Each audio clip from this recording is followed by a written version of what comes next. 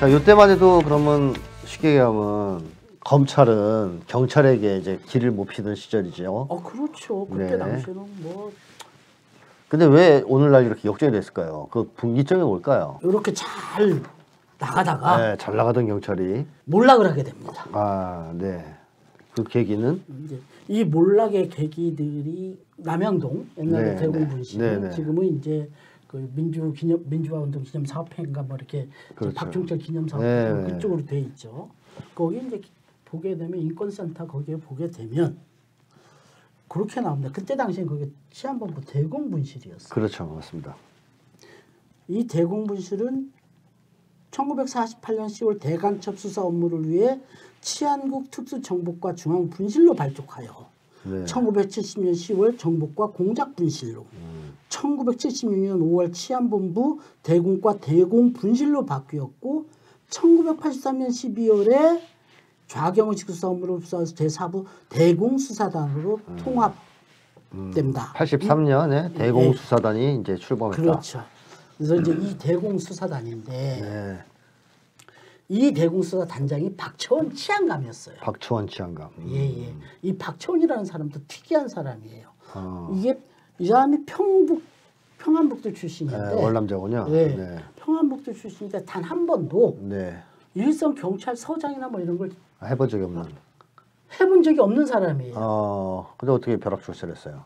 그 보통 이제 그러면 순경, 경장, 경사, 그 다음에 경위, 경감, 경정, 충경, 왜 경찰서장이거든요. 충경 다음에 경무관, 경무관 다음에 치안감이거든요. 근데 총경도 경찰서장을 지내지 않으면서 총경을 한 거예요. 그러면서 경무관 치안관까지 가서 이 대공 수사단의 단장을 합니다. 이때까지만 해도 무소불위죠. 그렇죠. 제일 센 거죠. 대공수사단 그렇죠. 단장. 이 대공수사 단장이 그때 당시에 아마 1987년이라고 하는 영화에서도 보게 되면 알지만 박처원 치안감이 막 검사한테 가고 협박도 합니다. 네. 재미없을 거라고. 까불면 가만 안 두겠어. 빨리 저거 안 해주면 재미없을 거라고. 네. 왜냐하면 이제 문고리에 가까운 사람이 계급이 중요한 게 아니고 그렇죠. 이 권력이 좀 센 거니까. 이 사람은 가갖고 뭐 당시에 뭐 장세동이 가깝게 있으니까 얘기해서 이렇게 거꾸로 내려오니까 네. 무소불위죠. 이때까지만 해도 검찰이 80년대까지만 해도 그렇죠. 하여튼 공안과 그렇죠. 대공경찰 이쪽이 그냥 뭐 이거였죠. 그렇습니다. 어떤 경찰서를 가봐도 그렇죠. 걔네들이 보기에 딱 힘주고. 근데 여기서 이제 박살이 나게 됩니다. 얘들이 이제 뭐가 있었죠? 네, 박종철 고문치사 사건. 그렇죠. 네. 이 사건이 있으면서 대공경찰이 몰락을 하게 됩니다. 사실 뭐 공식적인 숫자로는 지금까지도 나와 있지는 않아요. 또 얼마나 해야 되는지 몇 명이었는지 네네. 현재도 보안수사대의 안보수사대죠 지금은. 네네. 안보수대 총 인원수가 몇 명인지는 밝혀지지 않아요. 비밀입니다. 네네. 현재도요. 근데 어쨌든지 간에 당시에 비공식적으로 대공수사단에 뭐 한 2천여 명이 이 대공수사단의 지휘하에 있었다라고 해요. 네. 그러니 뭐 얼마나 좀 셌겠어요. 그 당시 경찰들이 여기 다 가고 싶어서 그렇죠. 난리였죠. 뭐 가장 출세하기 좋은 곳이 대공수단이었고 지금도 뭐 이런저런 얘기를 하게 되면 경찰 보수 부분들을 보안과 수사, 보안 경찰만큼 뭐 대우를 높이겠다 뭐 이런 얘기들이 아직도 나오는 거면 지금도 뭐 현실화하겠다 뭐 이런 얘기를 하는 걸 보면 이거 상당히 좀 꿀 빠는 곳이구만. 그렇죠. 요즘 애들 말로는. 그래서 급속하게 몰락하고 박처원 치안감마저도 최종적으로는 항소심에서 무죄로 나왔다가 그랬어요. 대법원에서 다시 파기환송. 그래서 1996년 대법원에서 최종적으로 징역 1년 6월에 집행유예 3년 언도를 받습니다. 네. 그리고 이 사람은 2008년에 사망합니다. 죽고 실형을 받은 거죠. 그렇죠. 고문을 뒤에서 이렇게 그렇죠. 했다는 직권남용 그러니까 이게 너무 잘 나가니까 그러니까 오버한 거죠. 너무 잘 나가니까 오버해서 박종철 사건도 소위 탁 치면 억 죽었다 이딴 소리를 해가면서 맞습니다. 간단하게 정리하려고 했다가 터진 거 아니겠습니까? 그렇습니다. 예, 결국 너무 오버하면 이렇게 끝난다. 보여준 하나의 또 사례이기도 하겠습니다. 그래서 보도도 나왔었는데 이제 오랜 세월이 지난 다음에 이 현재 경찰들은 일정 부분에 있어서는 자기들의 과거들이 저거에서 아까 말씀드렸던 것처럼 노덕술이 경찰 출연 막 그걸 그렇게 싫어하고 싫어.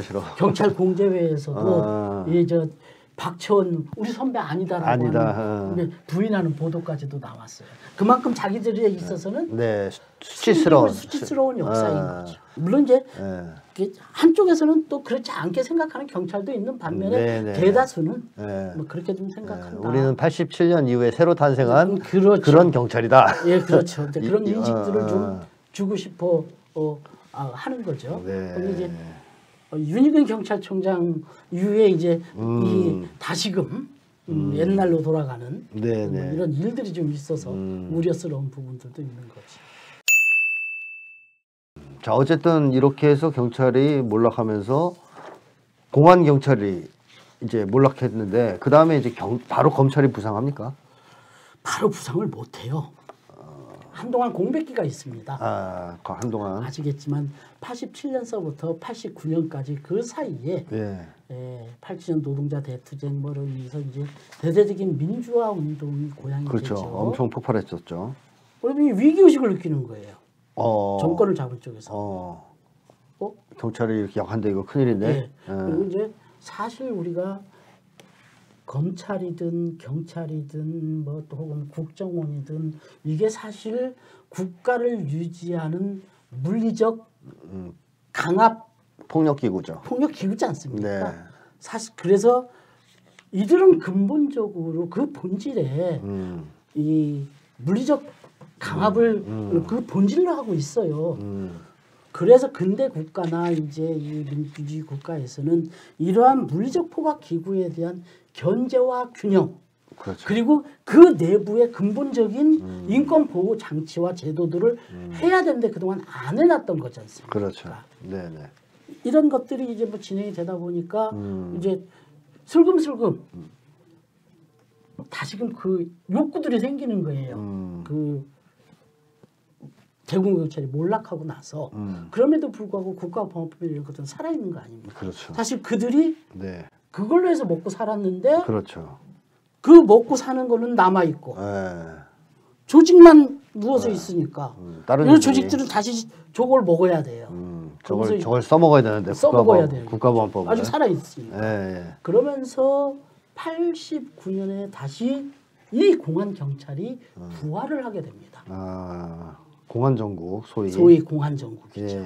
그래서 1989년 2월이죠.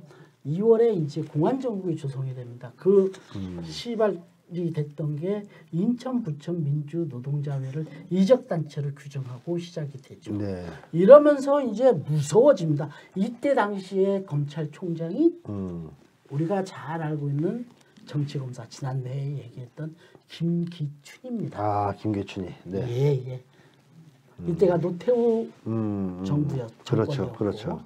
이때 김기춘이 이 서슬 퍼런 공안정국에서 큰 목소리를 외칩니다. 뭐라고 얘기를 하냐. 당시에 명동성당이나 조계사나 이런 데에서 좀 뭐라고 그럴까 이렇게 수배 중이거나 피신했던 피신하면 그나마 거기는 놔뒀죠. 이제 성역이라서 놔뒀어요. 근데 김기춘이 얘기합니다. 들어가서 잡아라. 서슬퍼런 거죠. 그러니까 서슬퍼는 공안정국이 조성이 되는 겁니다. 이러면서 이제 경찰이 부활을 합니다. 이 부활의 초석을 다루고 뭐 했던 게 누구냐면 홍승상 경감이라는 사람이에요. 홍승상. 이 사람이 누구냐? 당시 87년 박충철 구문치사 사건 때 남영동 대공분실에서 경찰이 닥치니 억하고 죽었다고 하는 그 보고서를 쓴 당사자예요. 그놈이에요? 이 홍승상이. 머리 나쁜 놈이네 그럼. 닥치니 억하고 죽었다고 보고서를 쓴 당사자예요. 이런 놈이 이제 출세했다는 얘기예요? 이게 이제 징계나 구속 선상에서 피해 있다가 남양동 대공분실이 폐지되고 네네. 흡수되고 잔당들을 그 잔당들. 잔당들을 가지고 공안 경찰 잔당들을 데리고. 그렇죠. 네. 공안 경찰 잔당들을 데리고 네. 저 홍제동에 가서 네.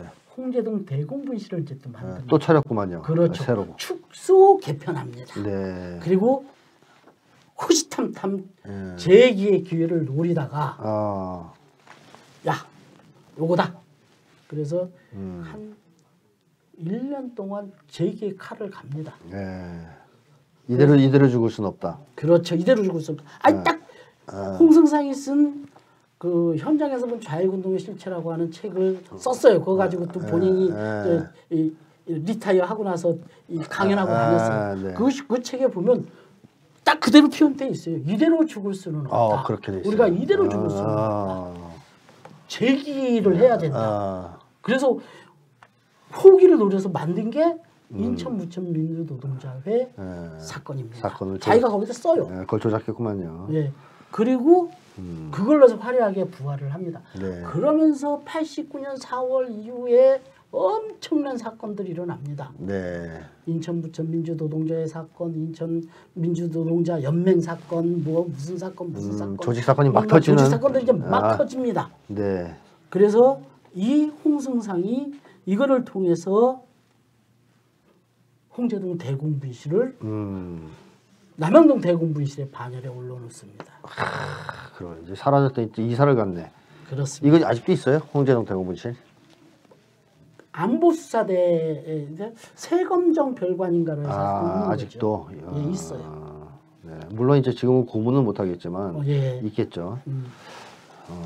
그리고 여기에 이제 요즘 신문에 오르락내리락 하는 사람의 이름이 이제 등장을 합니다. 아주 핫한 인물이 이제 등장하는 그렇죠. 거죠. 예.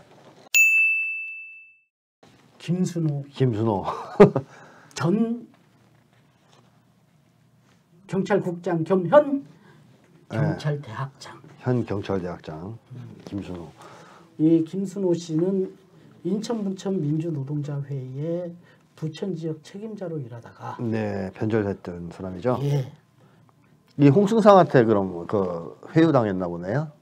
포섭당했나요? 뭐 일단 회유와 협박, 본인은 협박은 아니다라고 얘기를 하는데 그럼 더 나쁜 놈이죠.